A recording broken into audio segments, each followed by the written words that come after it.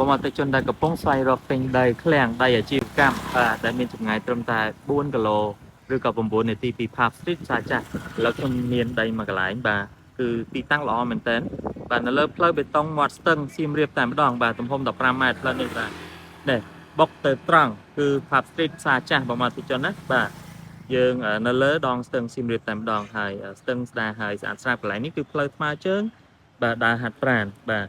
ទៅនោះទៅភ្នំក្រោមអញ្ចឹងទៅបាទទីតាំងមួយកន្លែងនេះគឺល្អមែនទែនបងប្អូនទីជនបាទសម្រាប់ទំហំដីបាទគឺយើងមានរបងហើយអញ្ចឹងក្បាល10បាទជម្រៅ26បងប្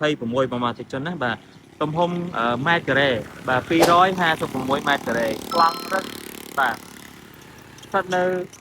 ភូមិស្ពានជ្រាវសង្កាត់សៀមរាបក្រុងសៀមរាបខេត្តសៀមរាបបាទសម្រាប់តម្លៃពិសេសបាទតម្លៃពីមុនម្ចាស់គាត់កាត់$520ក្នុង1ម៉ែត្រការ៉េចរចាឥឡូវនេះម្ចាស់បន្ទាន់លុយលក់ត្រឹមតែ$390ចរចាតិចតួចទៀតបងប្អូនជនមានចំណូលស្រាប់ប្រចាំខែអញ្ចឹងបងប្អូនជនទីតាំងមួយកន្លែងនេះគឺល្អបាទស័ក្តិសមសម្រាប់ការប្រកបអាជីវកម្មជាពិសេសគឺប្រភេទឃ្លាំងតែម្ដងបាទបងប្អូនជនដែលមានចំណាប់អារម្មណ៍ចង់បានទីតាំងមួយនេះ